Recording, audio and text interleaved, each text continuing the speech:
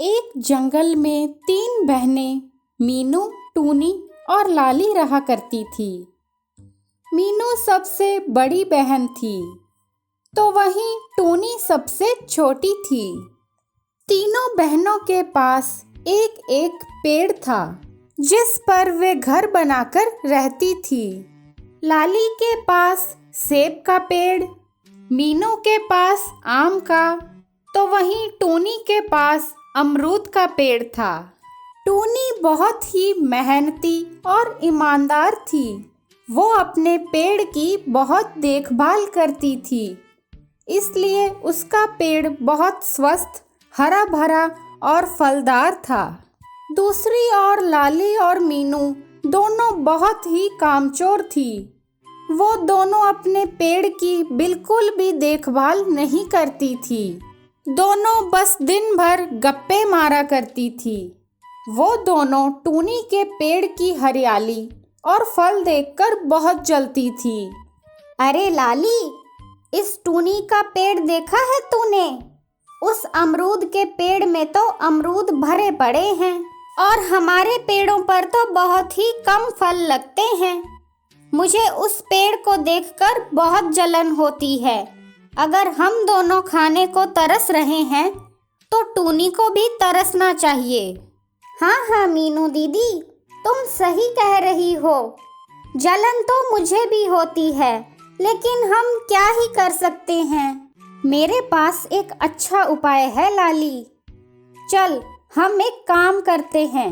हम एक जहर वाली दवा लाकर उस पेड़ के ऊपर डाल देते हैं। वो पेड़ कुछ ही दिनों में सूख जाएगा।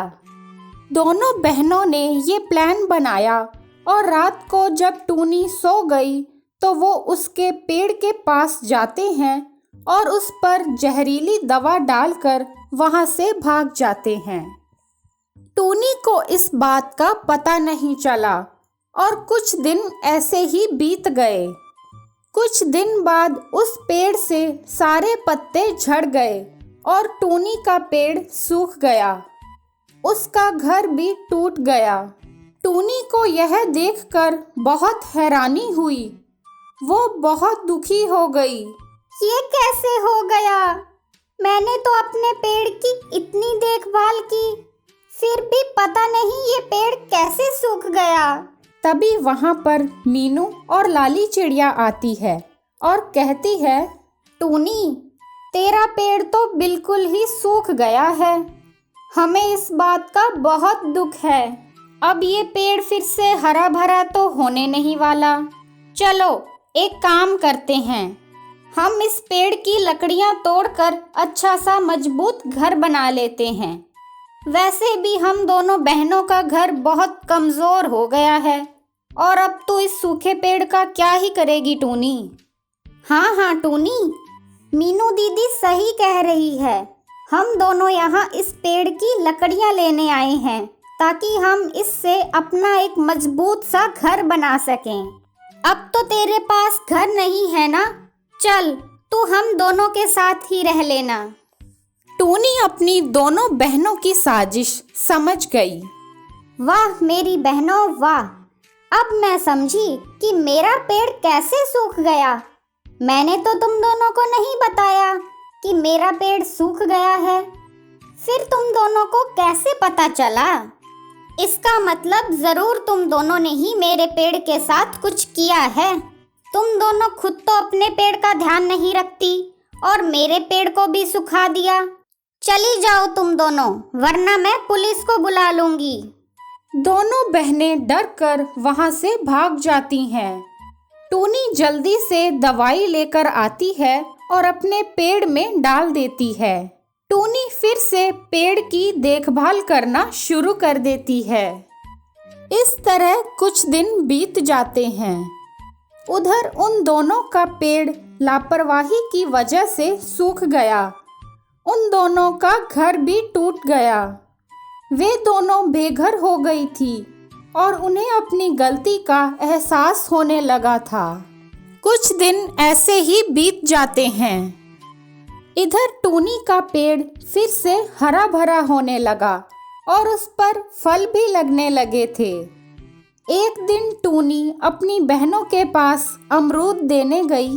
तभी उसने देखा कि वहाँ पर सूखा हुआ पेड़ और टूटा हुआ घर पड़ा हुआ था।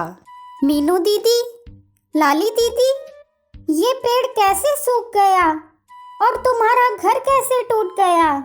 अरे टूनी, हम तुम्हें क्या बताएं, हम दोनों का पेड़ कमज़ोर हो गया है और ये सब सिर्फ हमारी गलती के कारण हुआ है।